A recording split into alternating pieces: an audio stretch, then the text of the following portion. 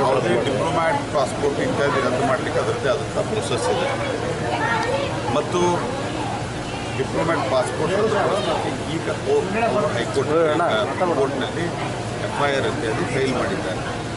ಆ ಕೇಳೋ ಪ್ರಶ್ನೆಗೆ ಇವತ್ತಿನ ತನಕ ಸಿದ್ದರಾಮಯ್ಯ, DK ಶಿವಕುಮಾರ್ ಮತ್ತು ಪರಮೇಶ್ವರ್ ಅವರು ಉತ್ತರ ಕೊಟ್ಟಿಲ್ಲ. 21ನೇ ತಾರೀಕು ಈ ಎಲ್ಲ ಕ್ಲಿಪ್ಪಿಂಗ್ಸ್ಗಳು ಪೆನ್ಡ್ರೈವ್, ಮೊದಲನೇ ಪೆನ್ಡ್ರೈವ್ ಬಂದದ್ದು 21ನೇ ತಾರೀಕು. 21ನೇ ತಾರೀಕಿನಿಂದ ಪ್ರಜ್ವಲ್ ರೇವಣ್ಣ ಹೋಗಿದ್ದು 27, 28ನೇ ತಾರೀಕು. 2 ದಿವಸ ಏನು ಕತ್ತೆ ಕಾಯ್ತಿದ್ರು ನೀವು, ಉತ್ತರ ಕೊಡ್ತಾ ಇತ್ತು. ಯಾಕೆ ಅವ್ರ ಮೇಲೆ FIR ಮಾಡಿ ಅವ್ರನ್ನ ಡಿಟೈನ್ ಮಾಡಲಿಲ್ಲ ನೀವು? ಈಗ ಅಲ್ಲಿ ಹೋದ ನಂತರ ಯಾರನ್ನೇ ಆಧರಿಸಿಂದ ಅಲ್ಲಿ ಹೋದ ನಂತರ ಅವ್ರನ್ನ ಅಲ್ಲಿಂದ ತರೋದಕ್ಕೆ ಒಂದು ಪ್ರೊಸೆಸ್ ಇದೆ.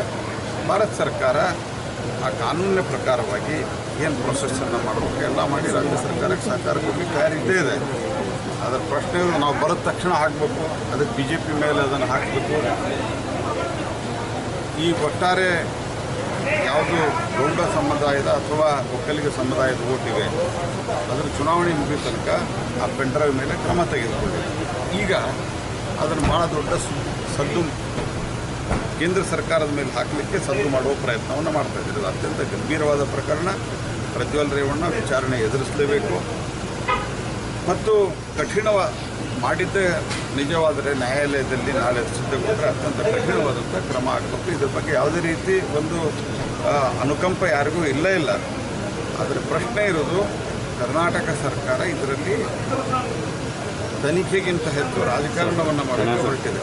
ಸರಿ.